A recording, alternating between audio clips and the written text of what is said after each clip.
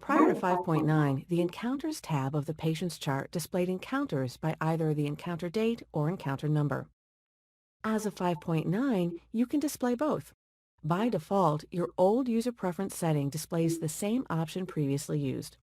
You can change it for just the current chart or as your user preference default going forward. To change the display for the current chart only, use the checkboxes below the encounter list. Prior to 5.9, this was an either-or selection. Now it can be either or both. Currently, we're set to display encounters just by their encounter numbers. To also display them by date for this chart, click the Encounter Date checkbox. Both options now display. Note that at least one of these must be selected.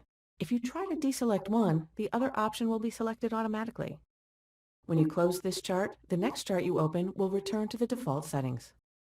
Now, let's look at how to update your user preferences to have both options display by default. Click Admin, click Preferences, and click User. Now click General, and click Chart.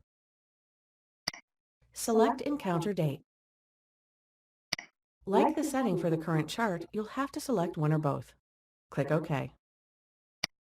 Now, even after you log out and log back in, both options will display. You can still change the view for an open chart at the bottom as before. Those settings won't change the default. You should now understand how to use the new enhancement to show both the encounter number and date in a patient's chart.